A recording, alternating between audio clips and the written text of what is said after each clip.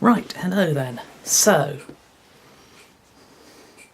my video today is going to be about, it's going to be a follow-up to my last video, the I Am an Autistic Person one, and I'm going to talk about, today, a couple of things I didn't mention in that video, that I'm also dyspraxic and epileptic, so I think in reality I'm actually an autistic person with dyspraxia and epilepsy.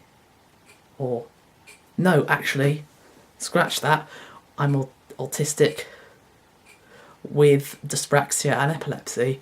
I think that's actually better there, because then it sort of, yes, that is how I identify. I'll repeat that because I got it wrong before. I am autistic with dyspraxia and epilepsy. So let's talk a bit about why I feel like this. Well, basically, I feel like some of this first language is problematic because it can potentially, I think, create ableism and make disability be seen as more of a taboo thing and more of a thing that we don't talk about because we're saying person first. You're a person first. We don't want to talk about the disability, and that is really very frustrating to me because, I want to feel that I can talk about disability and make sure that people understand and try and get equal rights and whatnot. But yeah, and I think I can see why other people with disabilities or disabled people would feel the other way around, might feel that person first language is better, and I don't take issue with that. And if you feel person first language is better, you shouldn't be offended, or you shouldn't get angry with someone who feels that disability first language is better or identity first language is better, as I do. And the same goes for if you feel identity first language is better. Don't get angry with someone, just accept their opinion and ask why they feel that way and explain why you feel your way. Respect people's opinions, that is the most important thing. And yeah, so, but also, how exactly does it affect me?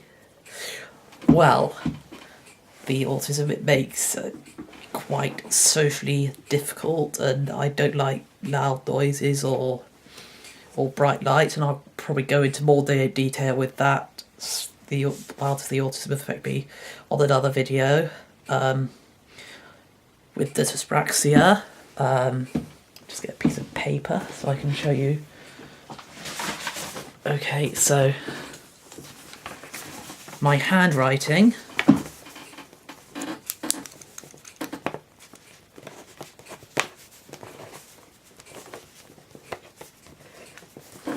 Yeah, that's my handwriting.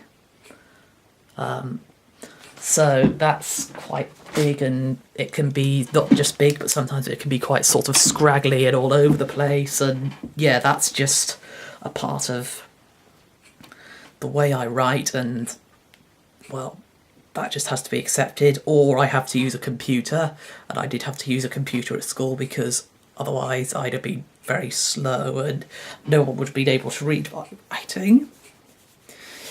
And yeah, that's where we so let me continue. Okay, so obviously another way the dyspraxia affects me is with balance issues, balance and hand-eye coordination and that, which actually, interestingly, the balance in terms of that and hand-eye coordination, I couldn't actually ride a bike until I was about 11, so most kids do that about, well, probably 4 or 5, so it took me, twice that, more than twice that, to be able to achieve it. And yeah, it wasn't good, but it was kind of hard, but you know, that's the way it goes. And hey, I'm fine now. I'm doing a YouTube video and it's all right. So yeah. And yeah, so anyway, I've lost my train of thought now. Sorry, guys. Yes, what I was saying was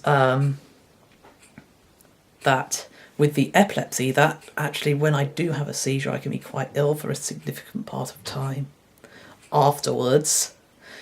And of course, that is quite nasty.